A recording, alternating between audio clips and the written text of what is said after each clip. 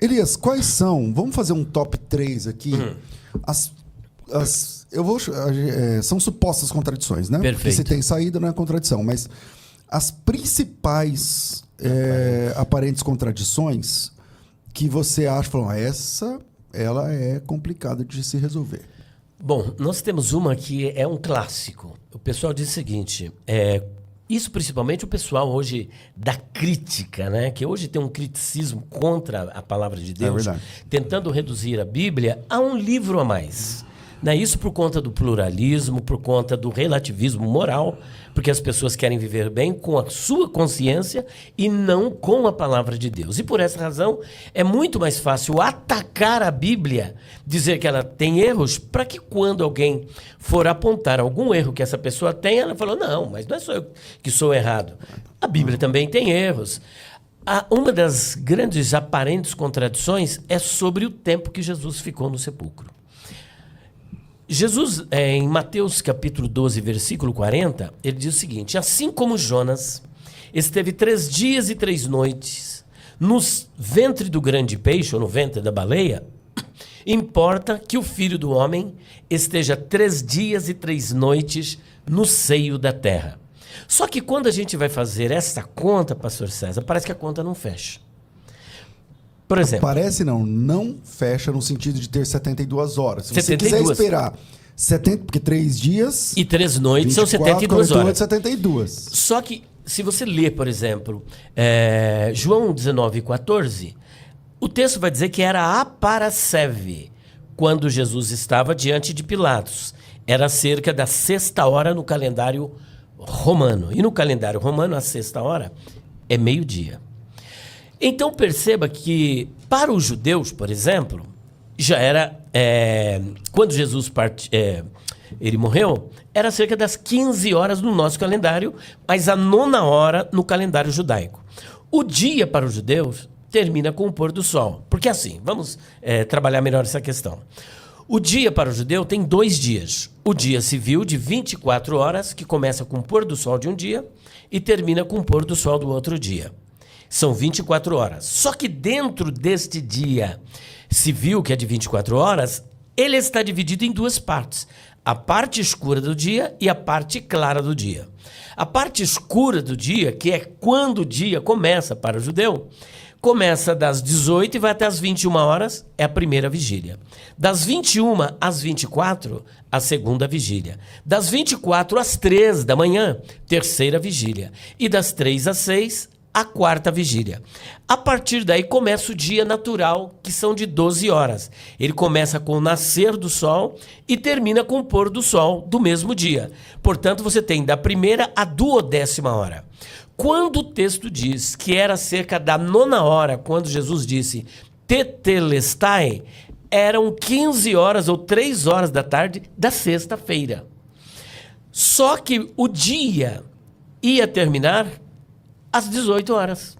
Faltavam apenas 3 horas. Só que até aí, dentro dessas 3 horas, José de Arimateia reivindicou o corpo de Jesus e Pilatos se assustou por ele já ter morrido, visto que era praxe uma pessoa naquela situação levar de 3 a 9 dias para morrer. Mas Jesus morreu no mesmo dia, ele se assustou e aí mandou os soldados para que fossem perfurá-lo do lado para comprovar a sua morte. E realmente, chegando ali, ele estava morto. Então, houve todo esse trame burocrático para a reivindicação do corpo de Jesus. Só que, juntamente com isso, Nicodemos, ele vem preparar o corpo de Jesus com especiarias. Eram vários quilos de especiarias. Então, faltavam poucas horas para o dia terminar. Digamos que Jesus foi sepultado faltando 10 minutos para terminar a sexta-feira. Só que o sábado ele fica 24 horas. Mas quando as mulheres chegam de manhãzinha, tipo 6 horas da manhã, Jesus já tinha ressuscitado. Então, em números redondos, ele ficou 36 horas na sepultura e não 72 que é horas. Metade do tempo. A metade do tempo, fazendo aqui um arredondamento dos números. Mais ou menos metade das 72 horas. E agora, pastor Elias? Porque ele diz assim, ó, assim como Jonas esteve 3 dias e 3 noites no ventre da baleia ou do grande peixe, Importa que o Filho do Homem esteja 3 dias e 3 noites no centro da terra. E agora, quem poderá nos defender? 72 horas não são 36. O que ocorre? Isso nós chamamos de transposição do abismo cultural. Você vai fazer uso da teologia exegética, tanto da hermenêutica como da exegese. Quando você vai trabalhar a questão hermenêutica, ela parte de 3 perspectivas. Primeiro, interpretação gramatical, onde você vai fazer uso das línguas originais, grego, hebraico e aramaico. No caso nosso da língua portuguesa, você vai fazer uso da língua portuguesa também.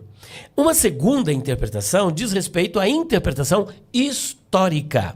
E quando falamos de interpretação histórica, nós estamos nos referindo tanto à própria história, porque a Bíblia ela não surge num vácuo histórico. Ela surge dentro de uma história, dentro de uma cultura, dentro de um costumes, pessoas em lugares diferentes, em tempos diferentes, com formação acadêmica diferente, que nós vemos, por exemplo, o distanciamento. O apóstolo Paulo ele sintetizava na sua personalidade as 3 grandes culturas da época, a cultura judaica, a helênica e a romana. Era doutor da lei, poliglota, um provável membro do Sinédrio.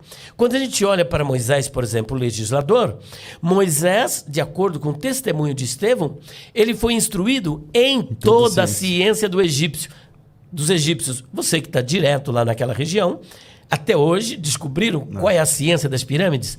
A teoria do embalsamamento? É difícil mesmo, porque é uma tecnologia extremamente avançada para aquela época, né? Como é que cortava as pedras daquele jeito? Como Justamente. É que transportava? Pedras e o lá Moisés era formado em toda a ciência do Egito. Isso então pressupõe que ele tinha todo esse conhecimento. Então nós estamos vendo uma gama, uma diversidade de conhecimentos. Agora, para nós entendermos a palavra de Deus, é importante você transpor o abismo cultural. O que significa isso? Se você quiser entender a Bíblia com a mentalidade contemporânea, aí sim, pastor César, nós vamos encontrar contradições na Bíblia, porque você vai fazer uma leitura bíblica com a mente de hoje, de um livro que foi escrito há 3.500 anos atrás. Fazer o advogado do diabo. Eu quero saber das 36... Eram 72 horas. Assim como Jonas teve 3 dias e 3 noites, importa que o Filho do Homem esteja 3 dias e 3 noites e sair da terra. Cadê as outras horas? Então vamos lá. Quando transpomos o abismo cultural, a gente vai perceber que na mentalidade judaica, parte de um Yom é como se fosse um Yom completo. O que é um Yom? É a palavra hebraica para dia. Ou seja, para um judeu, parte de um dia, naquela época, era como se fosse o dia todo. Então, se Jesus ficou 10 minutos da sexta-feira, nessa perspectiva, nesse pensamento, Jesus ficou a sexta-feira toda. O sábado ele ficou realmente 24 horas. E se no domingo ele ficou 12 horas, 12 com 24, 36. O próprio Senhor Jesus ele chegou a dizer o seguinte: derribai esse templo e em 3 dias eu o reedificarei. Ele falou várias vezes que também ressuscitaria no 3º dia. Agora, essa curiosidade, pastor César, ela não diz respeito apenas ao modo antigo do judeu pensar. Por exemplo, numa loja que funciona 24 horas, você chega hoje, terça-feira, você chegou lá hoje, 0 horas e 2 minutos para fazer uma compra para pagar dali 30 dias.